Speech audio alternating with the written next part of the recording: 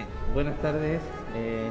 Iniciamos un ciclo de mesas de debate para hablar de la cultura en Granada, de su situación como consecuencia de la pandemia COVID-19, del futuro, y hoy nos toca hablar del papel de las instituciones, de las administraciones públicas. Por eso, la mesa de debate con la que iniciamos hoy este ciclo se titula Hablando las instalaciones.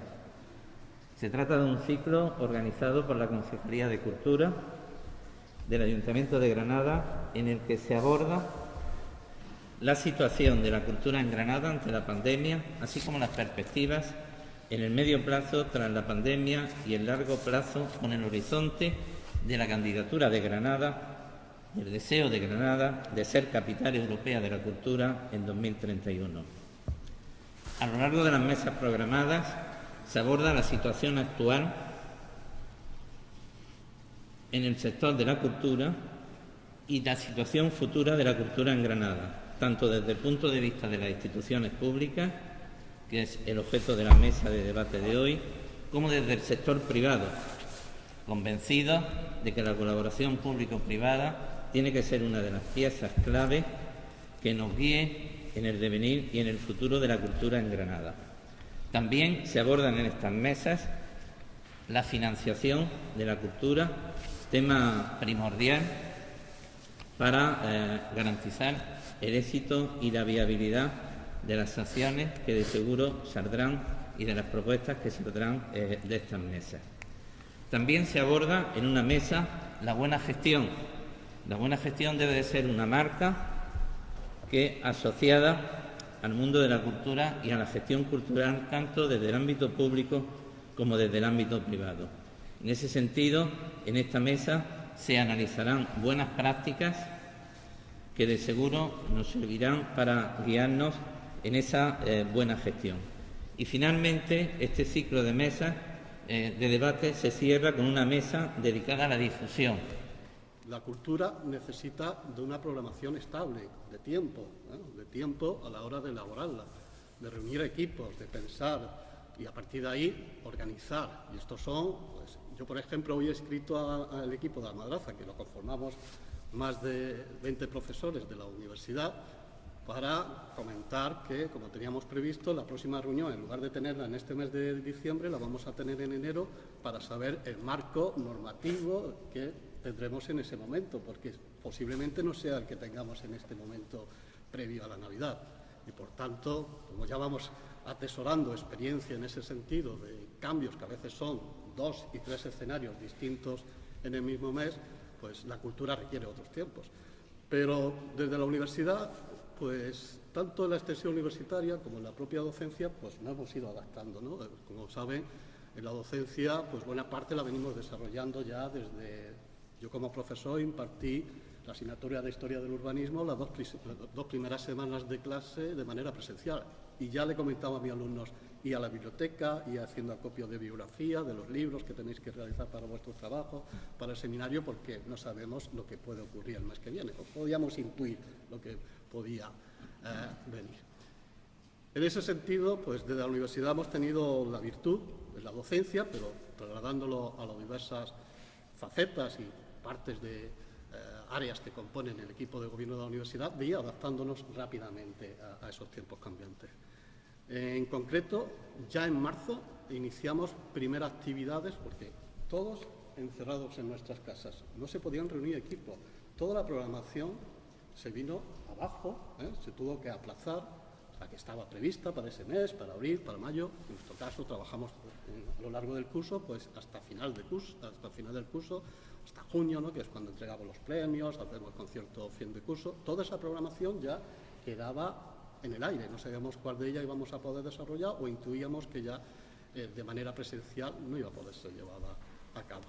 Y tuvimos que tomar iniciativas para que la agenda cultural de la Madraza se mantuviera con nuevos modelos de programación, nuevas soluciones y pensar mucho. Y trabajar mucho desde las casas. Fueron momentos muy intensos de reuniones, de videoconferencias, de WhatsApp, de mensajes continuos, de llamadas, para ver qué podíamos hacer. Lo primero que hicimos fue, aunque la extensión universitaria, como el conjunto de la cultura, está pensada de una manera presencial, pero sí es cierto que teníamos todo un repositorio de actividades grabadas que, a través de un canal que está promovido desde la Junta de Andalucía, que es CACOCU, el Canal de Cultura Contemporánea, y tenemos un magnífico fondo de actividades de extensión universitaria de todo tipo, de conferencias, conciertos, representaciones teatrales, exposiciones.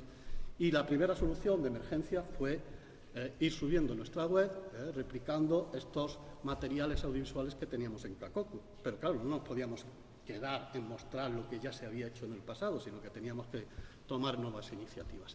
Y en ese sentido empezamos, en primer lugar, a tirar de recursos propios, de nuestra orquesta, de nuestro coro. Hicimos, por ejemplo, una nueva versión del Gaudeamus Igitur, una nueva versión que era una llamada a la comunidad universitaria y a la sociedad a superar el momento que vivíamos, una adaptación que hizo Jesús Luque de la propia letra en latín del Gaudeamus y que traducimos, rotulamos no solamente al español, sino a otros 13 idiomas. Y a partir de ahí ir generando píldoras, primeras actividades, ¿no?, de audiovisuales que pudiéramos tener en nuestra web. E inmediatamente también ya en el mes de abril, porque esto fue en marzo, los días inmediatos después a la declaración del estado de alarma, e inmediatamente ya comenzamos una programación la que se podía llevar en aquel momento y casi toda la que se ha podido llevar a lo largo de este año, que era en línea. Organizamos primeras actividades en línea muy vinculadas al momento.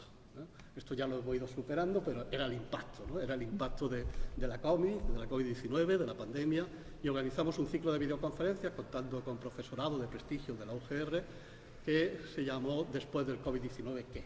Fueron 10 conferencias que se desarrollaron a lo largo de los meses de abril, mayo y junio, donde estuvo presente nuestra rectora haciendo la presentación y las reflexiones en torno a la situación que estábamos con los invitados. En ese momento de confinamiento, ¿no?, del confinamiento que vivimos en la primavera.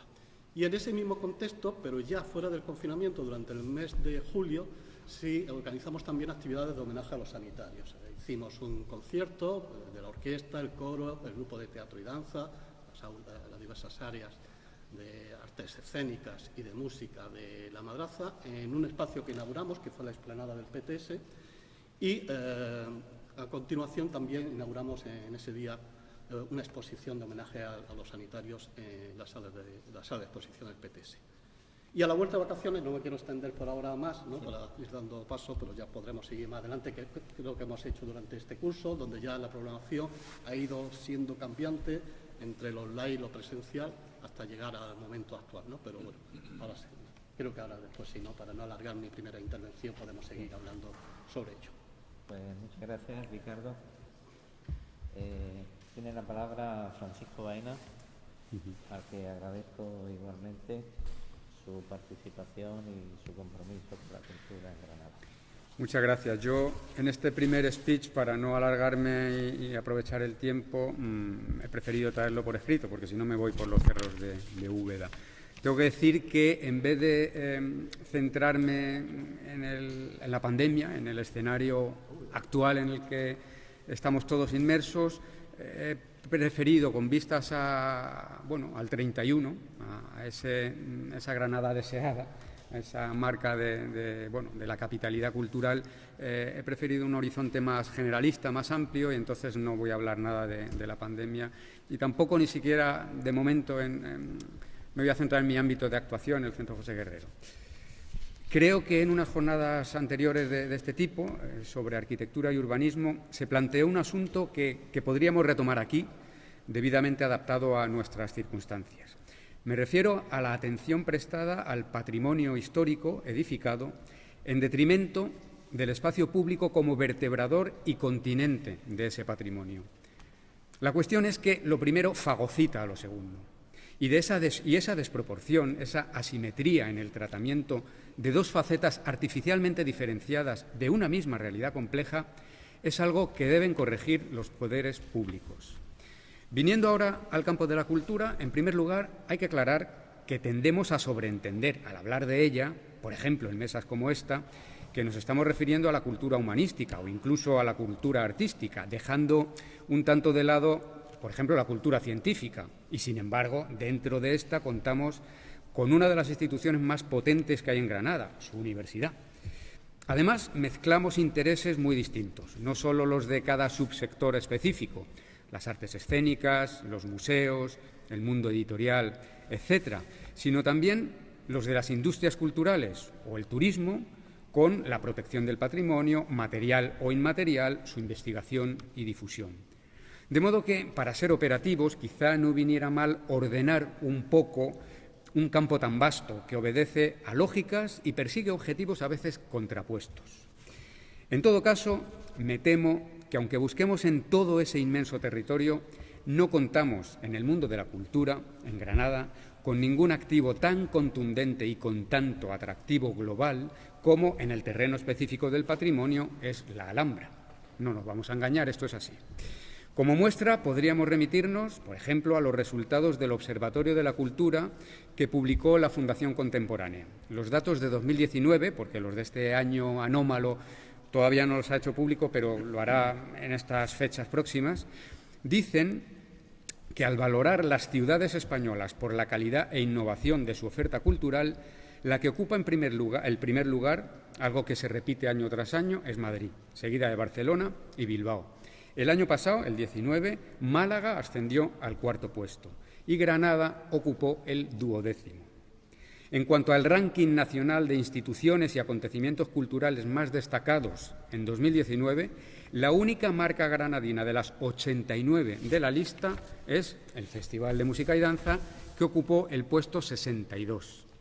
Es solo, es verdad, una lista de tantas otras posibles, pero creo que sirve para constatar cómo se perciben en España o cómo se comunican nuestras actividades y productos.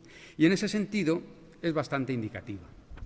Ahí, entonces, creo que tenemos margen de mejora. De igual modo que es responsabilidad de las instituciones velar por la protección del patrimonio, lo es la promoción de la cultura.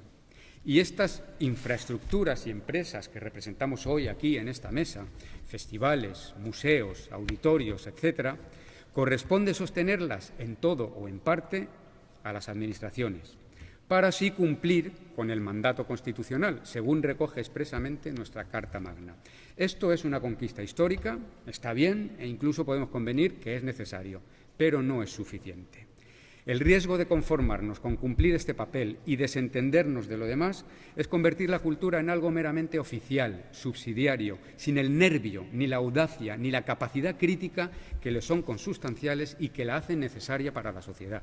No, yo creo que además de proyectar, dotar y consolidar instituciones culturales con criterios profesionales, las administraciones deben ofrecerse a ayudar a articular el tejido productivo que hace posible la cultura viva y acercar a la ciudadanía a las distintas escenas que la conforman, incluyendo, en la medida que lo reclamen, las más contraculturales. No con afán de integrarlas y desactivarlas, sino de verdadero servicio público, incluso inventando nuevas institucionalidades. ¿Cómo? Impulsando la autoorganización de los distintos colectivos, buscando proactivamente su interlocución, escuchando sus demandas y sus propuestas. En definitiva, para acabar esta intro volviendo al principio, además de mantener las instituciones, que no solo ofrecen productos culturales y valores, sino que también dan trabajo directo e indirecto, las administraciones deben prestar la atención debida al espacio público donde la cultura se genera y poner a su servicio los recursos disponibles para mejor cohesionarlo y difundirlo. Gracias. Muchas gracias, Francisco, por tu intervención. Tiene la palabra Elena Cazorla, a la que agradezco igualmente su participación y su compromiso con la cultura en Granada. Muchas gracias, Javier. Bueno, muchas gracias en primer lugar al Ayuntamiento, a la Concejalía de Cultura y a sus responsables por la organización de esta jornada, por invitar al festival al que yo represento en esta mesa. El festival es como ha dicho el moderador, es un consorcio público de instituciones, tiene la personalidad jurídica de consorcio y en él están presentes todas las administraciones públicas que podrían estarlo. Lo creó en su momento el Ministerio, bueno, no era entonces Ministerio de Cultura, pero está presente el Ministerio de Cultura a través del Instituto Nacional de las Artes Escénicas y la Música, la Junta de Andalucía a través de la Consejería de Cultura, el Ayuntamiento de Granada, la Diputación de Granada, la Universidad de Granada y el Patronato de la Alhambra y el Generalife, al ser la Alhambra el lugar natural donde nació el festival, como festival en 1952, aunque ya desde 1883 se venían celebrando los conciertos del Corpus Christi, que son realmente el antecedente del festival, con lo cual reivindicamos que somos el festival más antiguo de España. La presencia pública en el festival es fundamental. El 50% del presupuesto del festival, un poquito menos de 1.600.000 euros en estos momentos, es aportación pública. Pero el festival tiene casi el otro 50% de aportación de sus patrocinadores y de ingresos propios a través de la taquilla. Es fundamental aquí la colaboración público-privada. Se lleva buscando desde hace muchos años, con mucha ayuda institucional y muchísima implicación también de muchas empresas de Granada y de fuera de Granada en su círculo de mecenazgo, que apoyan al festival como la institución cultural principal en Granada y que cada año renuevan su compromiso. Este año, en un año tan difícil para todo el empresariado, el apoyo privado al festival, el patrocinio, ha estado casi en 500.000 euros. Nos han sorprendido las empresas porque, a pesar de la situación tan complicada que atravesaban, han renovado su apuesta al festival. Algunos han reducido su aportación, pero en general todas han seguido contribuyendo y han manifestado que querían seguir con nosotros. ¿Cómo afrontar el festival este año tan complicado? El festival se presentó, la 69 edición del festival estaba ya programada y se presentó públicamente el 4 de marzo de 2020 en el Carmen de los Mártires y en Madrid a continuación el 10 de marzo, justo antes de la declaración del estado de alarma. Teníamos un programa, como siempre, con muchas actividades, curso Manuel de Falla, FEX y festival. Entre el 25 de junio y el 12 de julio de 2020 estaba cerrado el programa, que fue presentado a primeros de marzo al público, a las instituciones, a los patrocinadores. Cuando se declaró el estado de alarma, bueno, pues como todo el mundo, entramos en un periodo de incertidumbre. No sabíamos cuánto iba a durar, no sabíamos si iba a poder hacerse el festival. Fueron semanas de mucha incertidumbre. Finalmente, cuando ya a finales del mes de abril, primeros de mayo, se dijeron por el Gobierno de España cuáles iban a ser la fase de la desescalada, vimos que había una posibilidad de hacer festival, digamos, con todo el apoyo de las instituciones, de los patrocinadores, de los amigos, del público que reclamaba que hubiera festival. Se reelaboró la programación del festival. Teníamos muy claro que había que hacer un homenaje a las víctimas de la pandemia, a los sanitarios, y en ese momento se decidió tirar para adelante programando un concierto el 25 de junio de 2020 en la Catedral de Granada con el Requiem de Mozart como homenaje a las víctimas de la COVID. Se había programado también durante toda esta semana de incertidumbre en que no sabíamos bien si iba a poderse hacer una programación oficial, y aprovechando que tanto la Alhambra como otros espacios monumentales de Granada no tenían visita pública, se había programado un ciclo del Digital Granada Festival con 6 conciertos en streaming que podían dar a todo el público que quisiera conectarse y que, si no lo hacía en ese momento, podía verlo después, la oportunidad de ver música en lugares tan maravillosos de Granada como el Partal, como la Casa del Chapiz, como la Fundación Rodríguez Acosta, como el Patio de los Arrayanes, en lugares habituales del festival y otros que no lo son, gracias a la colaboración institucional que nos abrió esos espacios, aprovechando que no había turismo, que no había público que los visitaba. Esos 6 conciertos en streaming fueron desde el momento en que finales de junio a primeros de julio, y luego se reprogramó el festival. Se reprogramó todo el festival entre el 9 de julio y el 26 de julio, en el año dedicado a Beethoven, que se cumple hoy precisamente el aniversario de su nacimiento. Nació el 16 de diciembre de 1770, 250 aniversario de Beethoven. Un festival principalmente dedicado a Beethoven, pero también con otras muchas cosas.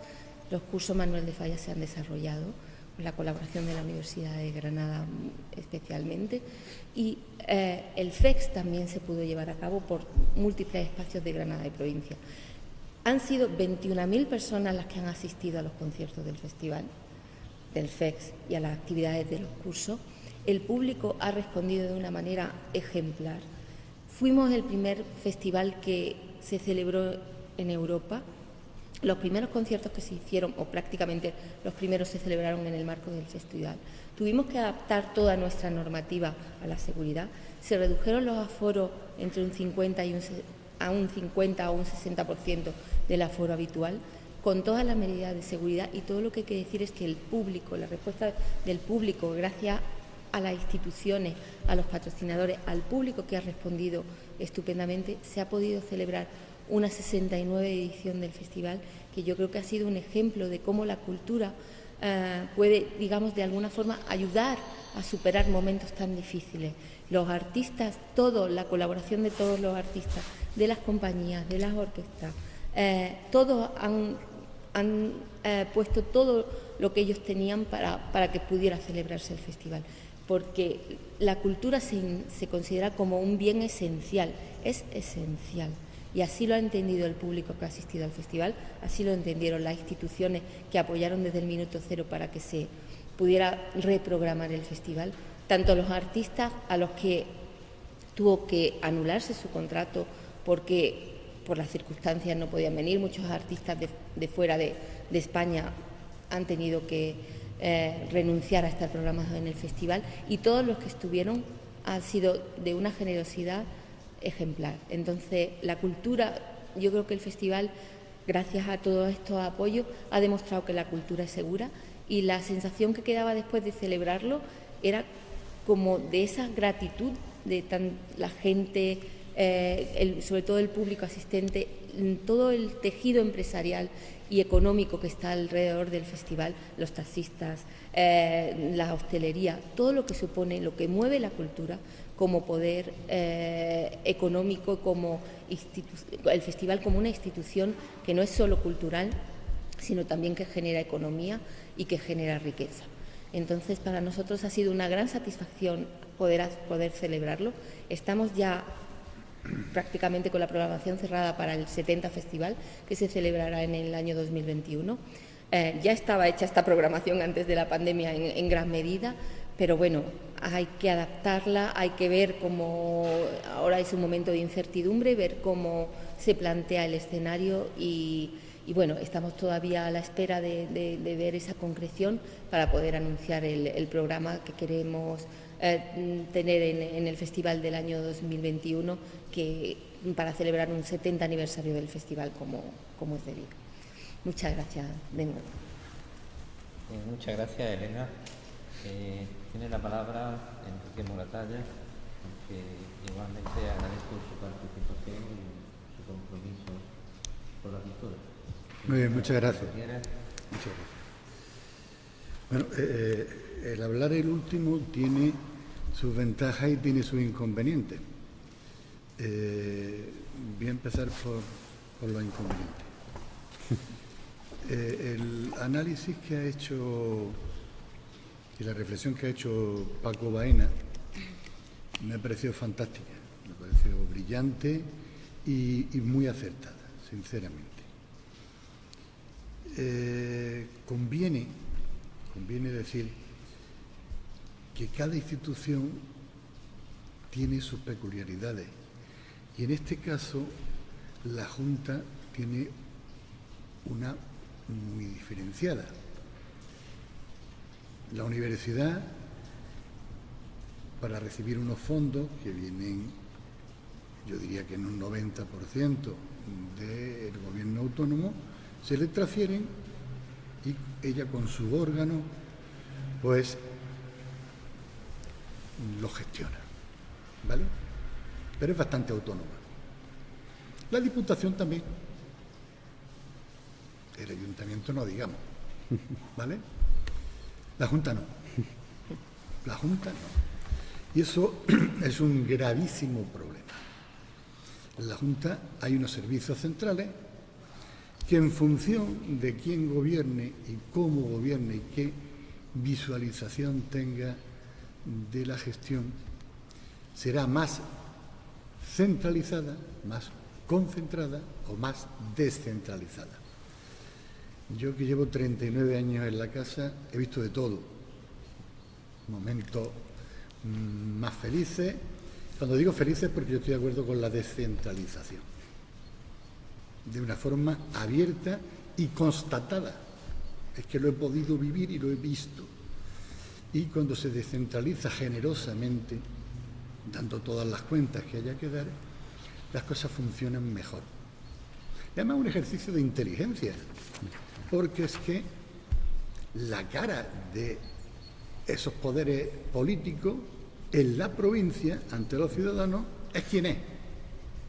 Y tendría que saberse y hacerse. Bueno, eso hace mucho tiempo que se perdió. Desafortunadamente, y repito, mucho tiempo, para que no parezca que esté haciendo un juego raro, hace mucho tiempo que se perdió. Y fue muy negativo. ¿Por qué toda esa introducción? Pues porque hemos ido, y le doy a mi tocayo Enrique, con el que he hablado mucho de ese horizonte de capitalidad cultural del 31, y he asistido a muchísimas de las reuniones que se han ido organizando hasta que llegó el compañero COVID y se acabaron las reuniones. Es verdad que hemos cometido, hasta que llegó el COVID, muchos errores de bulto en esta ciudad, porque todo lo que pueda parecer que es esencial, como ha dicho Elena, la cultura es esencial, cuántas cosas se han dicho de cómo acompañó a la cultura en la soledad de los domicilios, de los hogares, todo eso es verdad, pero en el fondo no deja de ser una falacia, porque la cultura sin el adecuado apoyo económico no va a ningún sitio. Mira, de los datos que ha dicho Paco, cuando de pronto Málaga se ha colado de Rondón en el cuarto ítem y nosotros hemos ido al 12, eso quiere decir que, y no estoy señalando a ninguna institución, entre todos la mataron y ella sola se murió, ¿vale? Málaga, que en el mundo cultural no era nada, era la nada, hablemos con claridad, pues se ha colado de Rondón porque ha hecho un ejercicio de temeridad y de valentía, las dos cosas. Ha hecho una red de museos que son una franquicia dudosa, por decir algo, muy dudosa, pero su objetivo es llenar aquello de gente y decir que tienen una serie de museos y que dan una serie de servicios. De los contenidos no me voy a pronunciar, vamos a dejarlo ahí. Pero le ha funcionado. Y nosotros tenemos que saber mirar esos ejemplos y mirarnos en ese espejo, porque no es que lo copiemos, porque a mí, ya te digo que como modelo no me gusta, pero tenemos que ver qué caminos son los que hay que ir recorriendo. Y a ellos les ha salido, y nosotros nos hemos ido a otro sitio, vamos a decirlo, al 12, no hemos ido al 12, que queda muy elegante decirlo así. Yo creo que ese tipo de reflexiones, y ahora con este tiempo tan complicado que nos está tocando vivir, es el momento también de hacer un punto de inflexión y de reflexión. ¿Qué nos está pasando? ¿Y por qué nos está pasando? Tiene mucho que ver, y repito, con el apoyo económico que se le vaya a dar. Como decía el padrino, no me digas que me quiere, demuéstramelo. Y nosotros desde hace mucho tiempo se nos está cayendo. Y concretamente yo ahora me voy más a mi institución. El ejercicio de centralización nos ha hecho un daño infinito, porque yo no voy a ejercer, porque de granaíno lo que tengo es la mala folla, pero ejerciendo de objetivo ciudadano de Granada, sí hemos ido viendo cómo se ha ido descabalgando muchísimas cosas. No voy a empezar a enunciarlas porque es muy triste, Entonces no nos vamos a flagelar ni caer en ese llanto que siempre tienen los granadinos de qué mal, qué mal, qué mal, qué mal. Pues no, creo que es un momento bueno, ya que la historia nos ha puesto en un momento tan complicado a todos, pero nosotros debemos de aprovecharlo como punto de inflexión y empezar a ver cuál es nuestra situación. Granada además tiene una particularidad peculiar. Antes de empezar estábamos hablando de forma desenfadada de lo que puede suponer el tráfico, la polución, el medio ambiente, por qué estamos dando los índices que estamos dando tan absolutamente nefastos y negativos. Bueno, pues todo eso que lo estudie y que lo diga a quien le corresponda, que hay técnicos estupendos y espero que busquen soluciones. Pero tiene mucho que ver con la geografía y hay cosas que se pueden combatir con más gracia y otras con menos gracia, con más talento y con menos talento. Es lo que nos toca a nosotros. Granada tiene una peculiaridad que es el área metropolitana. Nosotros pasamos de 240 y tantos mil habitantes de golpe a casi 600.000 por el área metropolitana. Son 32 o 33 pueblos que están a menos de 15 kilómetros. Y esa peculiaridad tiene mucho que ver con la cultura y con los servicios y con las prestaciones. Yo en la segunda ronda, si hay lugar, hablaré un poco de eso, porque con el horizonte del 31 empezamos enseguida a pensar en hacer infraestructuras, y yo lo digo de una forma rotunda, a título personal, no me represento a veces ni a mí mismo. Vamos a optimizar lo que tenemos, que se puede y se debe optimizar lo que tenemos, que es bueno, y vamos a ver qué respuesta es la que da. Porque como empecemos a vender, como yo sé que ese gesto fue un atacón entre 3 o 4 personas que supieron manejar los centros de los medios de comunicación, y vino el invento del granatum para hacer ópera. 64 millones. Ahí sigue el granatum. Yo sí sé dónde está, en un cajón. Lo tiene la Junta y por eso sé la cantidad. 64 millones. Todavía no se le ha pagado del todo al arquitecto japonés. Que el hombre además tuvo un trabajo dificilísimo porque lo metieron a martillazo en una parcela que no entraba. Hizo un trabajo magnífico, yo no voy a más que aplaudirle en ese sentido. Pero quiero decir que tenemos que pensar muy bien qué cosas abordamos y qué cosas no abordamos. Repito, vamos a optimizar lo que tenemos, que se puede hacer, es menos costoso y sobre todo, ya no es que cueste 64 millones. Estoy poniendo como ejemplo, eso podrían poner mucho, cómo se programa y cómo se mantiene luego un centro de eso. Eso vale más dinero. Hay que pensarlo muy despacito. Creo que tenemos mucho y no debemos de desprestigiarlo. Y he puesto el ejemplo de Málaga antes, que no es un buen ejemplo, pero sí como para tener en cuenta, porque ellos que venían de la nada, mira lo que han hecho.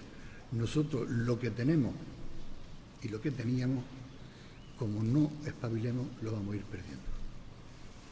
Para la primera ronda no quiero meter más tralla. Gracias, Enrique. Bueno, si os parece, yo creo que a lo largo de nuestras 4 intervenciones se han destacado fortalezas en unos casos y debilidades en otros casos de las instituciones públicas, de las administraciones públicas. Creo que Elena ha destacado la capacidad que ha tenido el festival para repensar, reconstruirse, reposicionarse y ser capaz de dar una respuesta y una respuesta de calidad y de servicio a la ciudadanía con reconocimiento, y yo creo que esa es una fortaleza, lo mismo que Ricardo ha destacado la capacidad que ha tenido la madraza para adaptarse al tiempo y ser capaz de dar respuesta, utilizando algo que yo creo que ha sido muy importante en la pandemia, y es el descubrimiento por gran parte de la ciudadanía del uso de las nuevas tecnologías, de poder hacer una visita virtual al Museo del Prado, de poder escuchar probablemente una ópera, que era la primera vez que la he escuchado a través de la tablet o a través del televisor. Quiero decir que creo que las nuevas tecnologías, ese repositorio al que habéis hecho referencia, yo muchas veces he censurado cantidades de jornadas a las que asisto, digo, ¿por qué no se graban? Porque ahí tenemos un repositorio de material extraordinario, ¿no?, para la formación, para la investigación, o en este caso para el entretenimiento. De otro lado, se han puesto de manifiesto debilidades, creo que coincido con Enrique en el análisis de Paco Baena, me parece, y una de las cuestiones que os quería plantear, Paco Baena ha dicho, hay que acercar la cultura a la ciudadanía, hay que promocionar la cultura, no podemos centrarnos exclusivamente en el patrimonio porque estaríamos además perdiendo la perspectiva de que esos otros espacios públicos hay que dinamizarlos, hay que conquistarlos democráticamente para la ciudadanía, con actividad deportiva, con actividad cultural. Y creo que esas son debilidades, podrían ser debilidades de nuestra administración, es decir, ¿qué estamos haciendo o qué no hacemos para acercarnos a los barrios? Yo defiendo mucho la barraca, en una relectura de la barraca, de las misiones pedagógicas de la Institución Libre de Enseñanza en el siglo XXI. En nuestro barrio hay muchos jóvenes. ¿Cómo hacer para acercar el festival a los jóvenes? ¿Cómo podemos conectarlo con Parque Nueva Granada, con Cacería de Montijo, con Las Chanas, con el Zaidín, de manera permanente? ¿Cómo podemos acercar la madrasa? Creo que pueden ser debilidades. Yo voy a pedir vuestra opinión. Enrique ha puesto el punto de mira en algo que yo coincido, es decir, la centralización. Yo soy un defensor de la descentralización, no de los reinos de taifa. Hay que explicar a la gente lo que es la descentralización, lo que es tener autonomía, que no es ser independiente y hago lo que quiero. Creo que esa es una debilidad que podemos corregirla si somos capaces de cambiar el punto de mira. Y creo que también tenemos otra debilidad, que no hemos sido capaces de construir el área metropolitana en Granada, en la cultura, en el deporte, es decir, incluso cuando hemos planificado urbanísticamente el territorio, hemos sido capaces de casi de poner muy cerca 2 teatros o 2 instalaciones deportivas, sin pensar que luego las infraestructuras hay que hacerlas viables, no solo desde el punto de vista económico. Yo coincido en que el apoyo económico es fundamental, es decir, si defendemos el concepto de servicio público, como bien apuntado Paco Baena, para la cultura, tenemos que defender también el uso y el empleo de recursos públicos. No podemos pensar en un servicio que se autofinancia, donde el receptor, el beneficiario, aporta o confíanlo todo al patrocinador, ¿no? Entonces, me gustaría hacer una segunda ronda y destacar fortalezas y debilidades que nos pueden ayudar a mejorar globalmente la gestión y a concretar el papel que le corresponde a las instituciones. Si os parece, esta vez empezamos con Enrique para que no sea el último. Invertimos el orden. Enrique, cuando quieras, tienes la palabra. Bueno, pues sería, si me acerca eso. Gracias. Sería prácticamente continuar con lo que estaba expresando y con lo que estaba diciendo. Cuando se planifica por parte de los poderes públicos, se piensa mucho en el regate corto. Y en cultura el regate corto es un mal consejero. Siempre es un mal consejero. No se planifica, a veces tienes que planificar con generosidad. Aunque a ti nadie te vaya a hacer la ola, ni te vaya a aplaudir, ni te vaya a decir qué bien lo has hecho. A veces en cultura hay que planificar, y ahora ponte algún ejemplo, a 15 años. Y tú puedes pensar, bueno, ¿y en 15 años dónde estaré yo? ¿Y qué más da? ¿Y qué más da? ¿Dónde estés tú? Hay que tener grandeza y generosidad de mira a la hora de planificar. Por ejemplo, y lo digo en son de paz absoluto, en esta ciudad se llevan muchos años hablando del Museo de la Ciudad. Y yo muchas veces me he preguntado, ¿qué es el Museo de la Ciudad? Todavía no, quizá yo soy cortito, ¿vale? Y no llego a entender qué es el Museo de la Ciudad, que a lo mejor tendría que estar. Yo digo, no, yo no lo acabo de ver. Creo que tenemos, como he dicho antes, una serie de realidades que lo que hay que hacer es potenciarlas.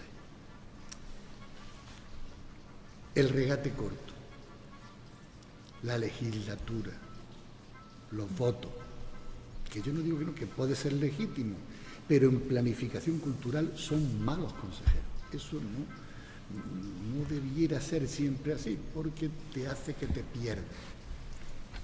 Y, repito, en el caso de los museos, a lo mejor hay que hacerse una serie de preguntas. No voy a entrar, porque si no la vamos a liar, en cuanto se habló, como todos recordaréis, de el Banco de España.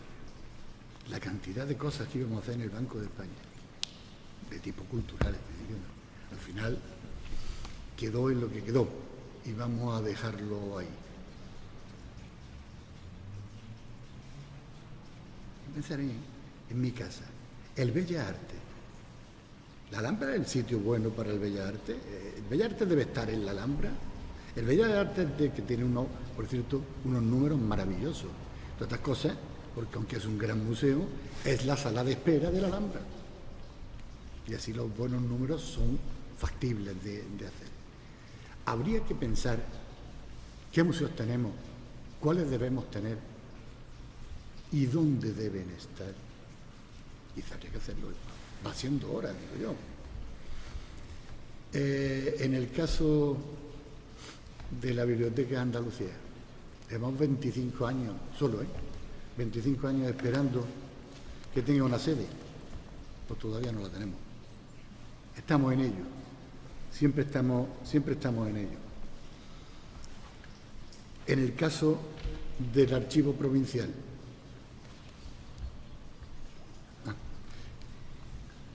lo que es el directo. En el caso del Archivo Provincial, seguimos estando en una nave.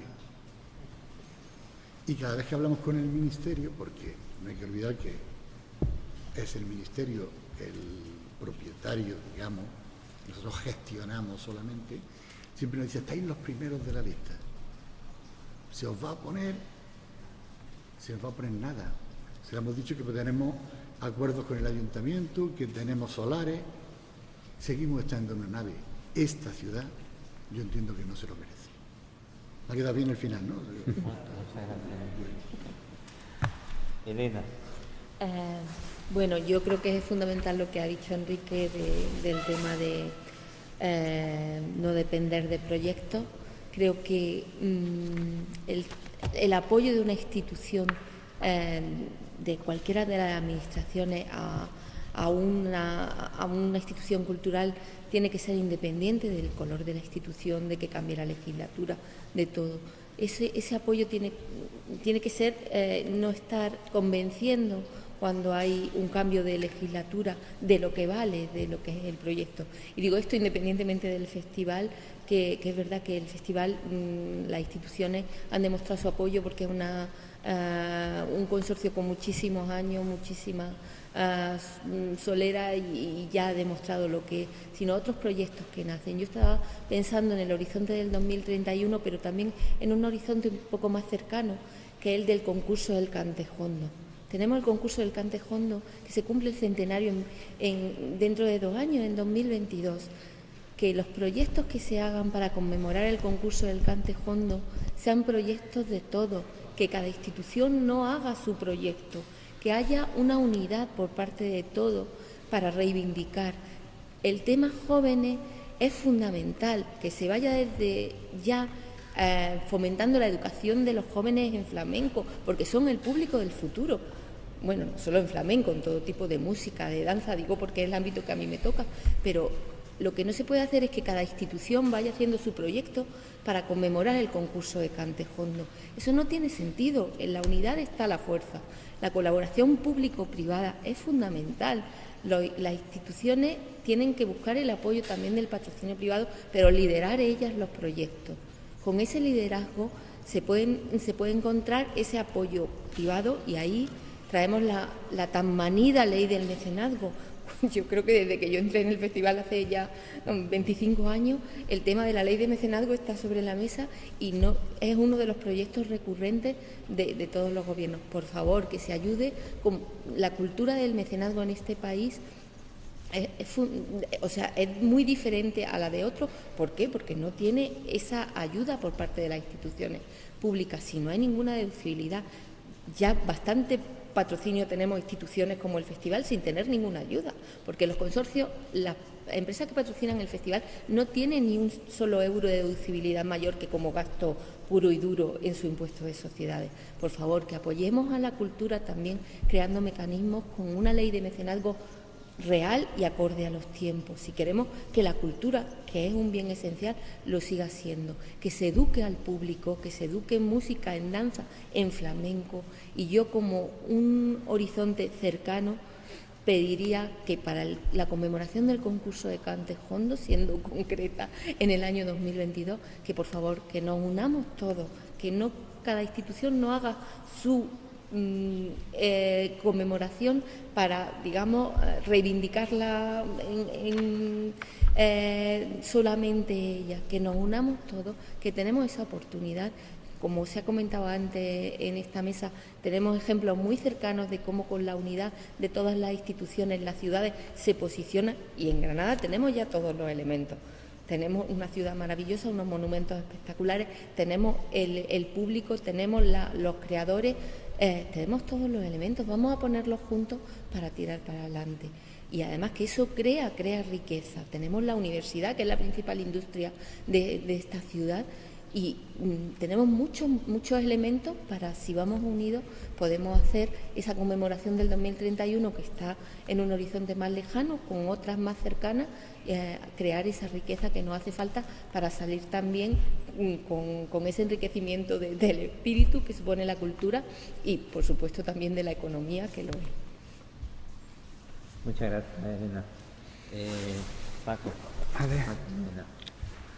Bueno, yo creo que estamos de acuerdo todos los de esta mesa, porque, en fin, somos los trabajadores de la cultura, que efectivamente hay buenos mimbres. Granada está superdotada, se podría decir así, de lo que son los agentes principales de la cultura, los productores, los artistas, los músicos, los escritores, lo tenemos, pero siempre tenemos esta carencia que ha comentado ahora mismo la compañera, y es una demanda pues de años y años, y no conseguimos. Yo creo que, para ser prácticos, realmente lo que habría que hacer es montar una oficina en la que todas las administraciones, y no solo administraciones, también buscar en recursos públicos, se pusieran de acuerdo y darle autonomía de gestión, como decía Enrique, porque si no, no sirve de nada. Es decir, es cierto que igual que cada administración, cada territorio, al final cada reino de taifas, también como apuntaba pues tiene sus propias lógicas, sus intereses, y entonces hay que romper esa dinámica que nos perjudica a todos. Efectivamente, sumando esfuerzos, yo creo que salimos todos ganando. Entonces, para conseguir vertebrar esto de alguna manera, de una vez, habría que montar una mesa y contratar a unos profesionales, que a lo mejor son 1 o 2 personas que realmente, y dejarles que trabajen para ponernos de acuerdo y ser capaces de, en primer lugar, coordinar las actividades y darle una imagen, eso, de conjunto, de proyecto de ciudad en sentido amplio, porque yo también estoy muy de acuerdo en que realmente, de hecho, aunque de derecho no, pero hay que pensar en Granada incluyendo el área metropolitana, que son barrios. Entonces eso hay que incluirlo, y hay que saber también descentralizar y llegar a esos barrios, no solo al Albaicín, sino a la Zubia, y también, o sea, integrar, hacer como realmente una especie de constelación para incorporar a esos distintos colectivos y comunidades a ese proyecto común. Pero para hacer esa oficina, no sé, quizá tuviera que liderar alguien esto, pero yo creo que se tiene que hacer.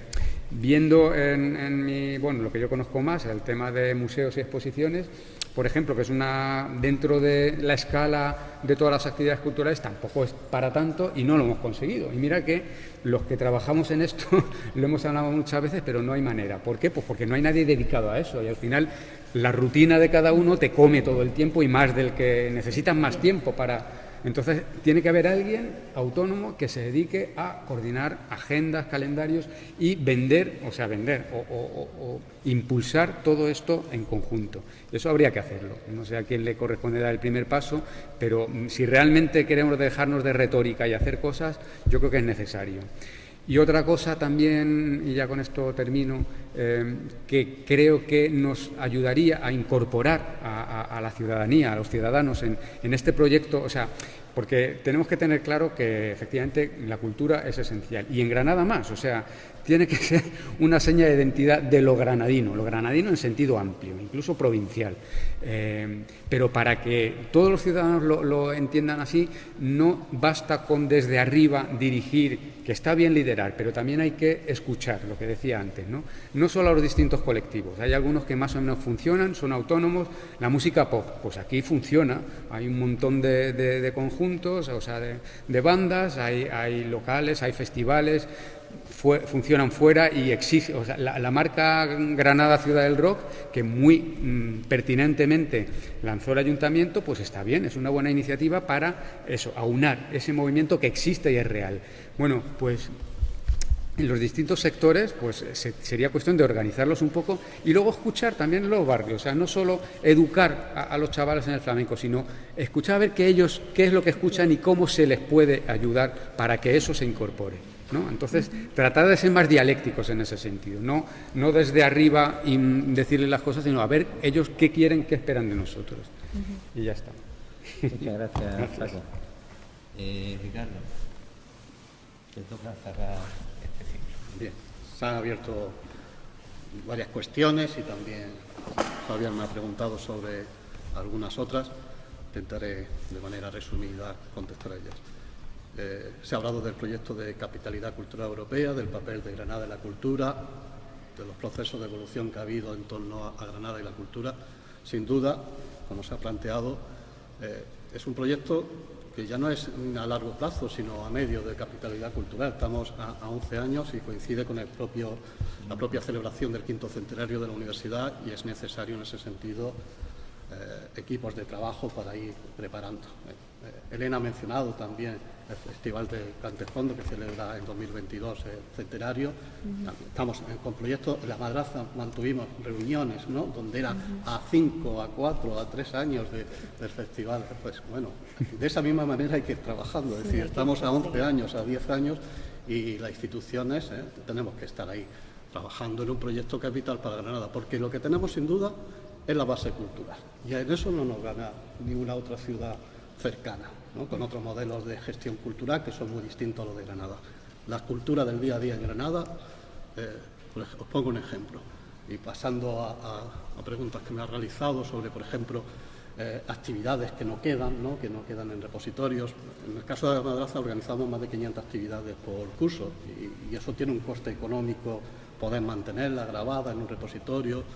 Y a finales del año pasado, sin conocer todavía el contexto de la pandemia, compramos un equipo de retransmisión desde la Madraza, pensado de sala a sala, de la sala Caballero 24 a Murat o Gabinete. Al final no ha servido en otro contexto, ¿no? Empezamos haciendo al comienzo de curso retransmisiones de sala a sala. ¿Por qué? Porque hay público que no puede acceder a la Madraza por falta de aforo. Y bueno, y en el actual contexto ya de aforo reducido no quiero decir nada. Lo primero que tuvimos que hacer a la vuelta de vacaciones fue un plan frente a la COVID-19 de la Madraza, aforo reducido, todos los protocolos sanitarios y ver escenarios distintos, presenciales, no presenciales, en línea, a la hora de desarrollar nuestra programación. Y a partir de ahí pues vamos con actividades presenciales, eso tuvieron que aplazar, como las exposiciones, por ejemplo, de Soledad Sevilla, que el área de artes visuales tiene de nuevo reabierta, ¿no?, porque en el actual contexto hemos podido reabrir. Entonces, ese equipo de retransmisión, y ahora hemos pedido un segundo móvil que enlaza con lo que comentabas, que es también los barrios. Pues el primer equipo nos está permitiendo hacer retransmisiones en este momento desde la Madraza con nuestros entornos patrimoniales. Aquí tenemos la magnífica cuba del Cuarto Real de Santo Domingo, la Madraza, por ejemplo, desde el Salón de Caballeros 24, o como hacíamos el día pasado con Quique Morente y con David Carmona, un concierto que habría el Congreso Internacional de Morente, ¿no?, que también ha sido una iniciativa de la universidad con el Fondo del Oratorio, ¿no?, también en un contexto escenográfico muy parecido. Pues esto responde a la necesidad de la sociedad de Granada de que la cultura, si en este momento no puede ser del todo presencial, o según los momentos, siga llegando, aunque sea a sus casas, a través de salas virtuales, de canales de YouTube, como está ocurriendo en esta mañana, ¿no?, donde todos estamos experimentando, y esto es proceloso también, ¿no?, tener que experimentar con modos de programación que no estamos habituados, ¿no?, y que hemos tenido que aprender sobre la marcha, ¿no?, porque ya nos hemos habituado en este año a todas las videoconferencias, a las clases online, a todo tipo de procedimientos, pero esto hace un año prácticamente no estaba. Y hay que seguir dando respuestas a una demanda cultural que Granada la tiene, y la tiene sin duda, ¿no?, la tiene en la Madraza, que es el espacio que yo más conozco, pero cuando voy a otros lugares de la ciudad igual. Y eso es porque vivimos en una sociedad eminentemente cultural y que eso está generado a base de generaciones y de una inquietud que no se genera de manera artificial. Y eso debe ser también base para el compromiso institucional de las diversas administraciones a la hora de emprender un proyecto que debe responder, como decía Enrique, a una reflexión, a ver las infraestructuras, infraestructuras culturales, verdaderamente culturales, ¿no? Tenemos otro proyecto que quedó ahí también, que fue el proyecto del Milenio de Granada, ¿no?, el de 2013, y este debe ser un reto. Y bueno, yo creo que la universidad en ese sentido también es aglutinante, ¿no?, porque tiene otra configuración y creo que todos nos podemos encontrar representados en ella y porque todos tenemos el convencimiento, ¿no? Y ahí creo que las diversas administraciones tenemos que apostar claramente por este proyecto que debe ser estratégico para la sociedad y para la ciudad de Granada. Y en cuanto a los barrios, perdona, que no, muy brevemente, ese es otro compromiso, claro.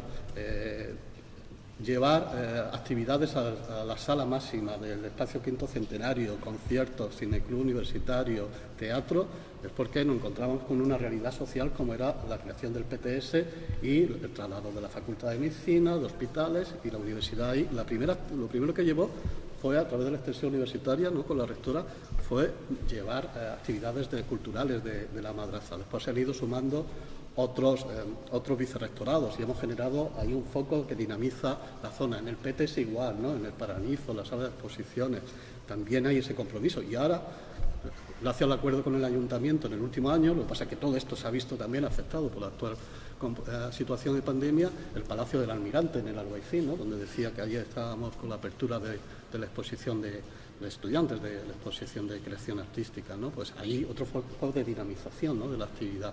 O sea, Granada tiene recursos, mejor los económicos, son los que Enrique hablaba antes, ¿no?, de la autonomía, pero también los recursos culturales pues son los que son siempre, ¿no?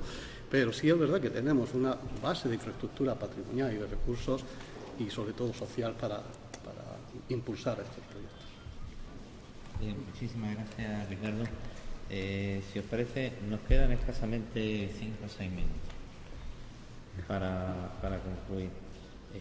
Creo que a través de vuestras intervenciones, poniendo de manifiesto fortalezas y debilidades, se ponen también de manifiesto esas acciones o esos cambios que deben de generarse en las distintas administraciones que intervienen en la gestión cultural, ¿no? Os pediría una última reflexión sobre la dependencia del sector cultural granadino con respecto a las administraciones públicas. Y aclaro, no utilizo el término dependencia en sentido peyorativo o negativo. Creo que si defendemos la colaboración público-privada, tenemos que saber establecer de manera adecuada las relaciones con el sector privado, tanto con el empresarial en el campo cultural como con el asociativo, ¿no? Me gustaría conocer vuestra opinión sobre cómo deben de ser esas relaciones, para no caer en la idea de que el sector privado siempre es un sector dependiente. hemos aclarado, creo, y estamos todos de acuerdo, en que hay que usar recursos económicos para gestionar la cultura, que la cultura necesita de recursos del presupuesto o de los presupuestos públicos. Si os parece, Ricardo, brevemente, ¿cómo crees que debe ser esa relación? Digo brevemente, Con la brevedad que nos requiere el directo. Bien, siempre podemos hablar desde lo que cada administración, cada institución desarrollamos.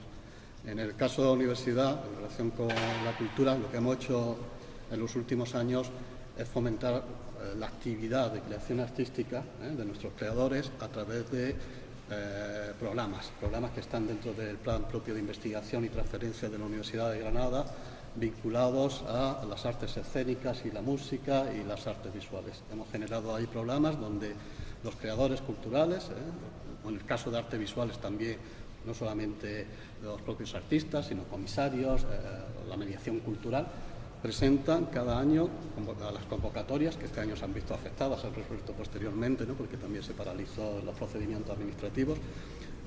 Hemos creado ahí una serie de convocatorias, con lo cual tanto la arte escénica como la música, como las artes visuales, se presentan proyectos que son financiados desde la universidad y después también alimenta la propia programación de la universidad, de la extensión universitaria y de la madraza. Es una manera de acercar la universidad a la creación artística. Lo hacemos también internamente con nuestros propios estudiantes y hacia los alumnos. También hacemos programas donde a nivel de arte visual, escénica y música también buscamos la implicación, ¿no? Forman parte del plan director de la Universidad de Granada y en ese sentido, dentro de los medios que tenemos en centros como La Madraza y dentro del Vicerrectorado de Extensión Universitaria, hacemos una apuesta clara, como lo hacemos también por las colaboraciones institucionales. En ese sentido, convencimiento, ¿no?, de que la Universidad Verteula y con el resto de instituciones podemos ser un agente clave, ¿no?, en el fomento de la actividad cultural dentro de la ciudad.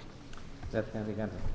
Creo que sois un ejemplo en la forma de relacionaros con el sector para la creación a través de proyectos y de planificación, como bien apuntaba Enrique, que yo creo que es una de las grandes debilidades que tienen algunas administraciones.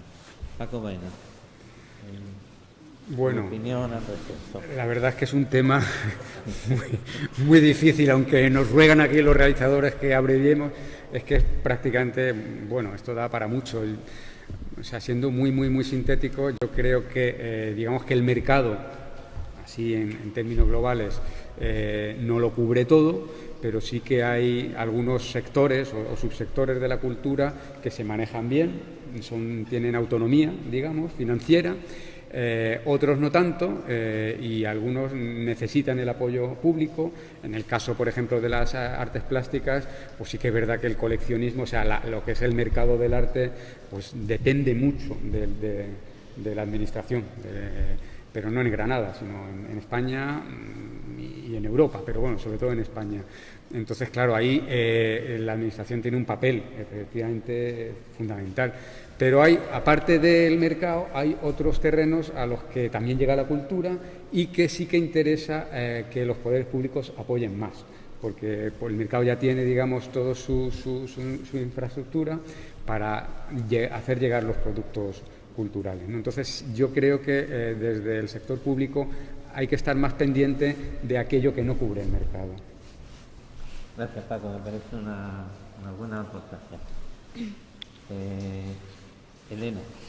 Pues en el caso de la música clásica y de la danza, que el festival, la verdad es que la dependencia de la subvención pública es muy importante. Es decir, si el festival tuviera que cubrir gastos poniendo a la venta las entradas sin esa subvención pública, habría muchísima gente a la que la cultura no le sería accesible por precio. Entonces es fundamental el apoyo de las aportaciones públicas a lo que es el propio festival, porque si no solo estaría al alcance de unos cuantos. Lo que pasa es que esa aportación pública luego repercute yo creo que no es un gasto, es una inversión, porque luego ese dinero que se invierte en el festival repercute en muchísimos sectores y ya está demostrado que la creación de entidades culturales en las ciudades se multiplica por 6, por 10, dependiendo del caso, lo que es la inversión pública y privada en ella. Entonces,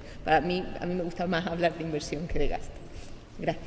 Gracias, Elena. Creo que has puesto de manifiesto una cuestión muy importante, y es que no medimos, no evaluamos el impacto social y el impacto económico de los recursos públicos que destinamos a la creación de actividades y eventos, y sería muy importante hacerlo. Enrique. Pues sin salirme del guión, sí poner de manifiesto una cosa. La ciudad tiene un contenedor cultural, ahí se me va a ver el plumero porque algo tuve yo que ver, que es el centro cultural de lo que era Caja Granada. En mi opinión, como contenedor cultural es espectacular y está absolutamente desaprovechado. Tengo la esperanza de que ahora espero que sea la última, no la penúltima fusión, por la cultura que tiene la Caixa de lo que es hacer fundación, eso gire y que la complicidad, la coordinación de las distintas administraciones con ese contenedor hagan que tenga otra realidad de cara al futuro. Creo que merece la pena. Gracias, Enrique. Sin duda alguna, la relación con el sector privado se muestra con múltiples y variadas situaciones. Siempre pensamos en la subvención, pero existen otras formas de colaboración público-privada que acogen nuestro ordenamiento político. Bueno, hemos llegado al final y toca hacer un mínimo de conclusiones dentro del escaso tiempo que nos queda. Creo que la primera conclusión que yo destacaría de esta mesa es que había que darle continuidad en una segunda sesión para poder profundizar y poder matizar muchos de los temas que se han expuesto y que yo creo que tienen gran trascendencia para el futuro de la cultura en Granada, es decir, para mejorar la gestión. En todas las intervenciones creo que se han hecho aportaciones muy interesantes. Creo que por encima de todo destacaría, creo que esa es una preocupación que ha estado presente en todas ellas, y es la necesidad de cooperar de manera efectiva, ser capaces de colaborar, ser capaces de dialogar, ser capaces de construir juntos, ser generosos en la puesta en común de los recursos, del conocimiento de que disponemos. Y para cooperar hay que planificar, hay que tener una mirada larga, hay que ponerlas largas, y evidentemente no puede uno tener una mirada corta asociada a unas elecciones, a una legislatura, y creo que esa es otra de las debilidades que podemos transformar en una fortaleza si somos capaces, como lo hemos hecho esta mañana aquí, de relacionarnos, de detenernos, de sentarnos a reflexionar y a pensar cómo podemos mejorar las cosas. Creo que podemos empezar a construir esa cooperación y esa colaboración desde nosotros mismos, que somos los gestores, que somos los actores, que no cambiamos con las legislaturas, o que cambiamos poco, quiero decir, y que continuamos. Creo que debemos de empezar, y probablemente esta mesa y las mesas que le seguirán pues sean un ejercicio de diálogo constructivo, de colaboración y de cooperación. Yo no me extiendo más, os agradezco de nuevo vuestra presencia, vuestra participación, vuestras intervenciones. Os pasaremos el texto para revisar las conclusiones antes de hacerlas públicas. Agradecer también, que no lo hice al principio, a la agencia Albaicín, que nos ha cedido este espacio tan maravilloso para poder celebrar esta primera mesa, y estando aquí el director general de Cultura, emplazarlo a darle continuidad en una segunda sesión a esta mesa para continuar con los temas que hemos expuesto que creo que merecería una reflexión más, con mayor tiempo. Gracias de nuevo y nada más.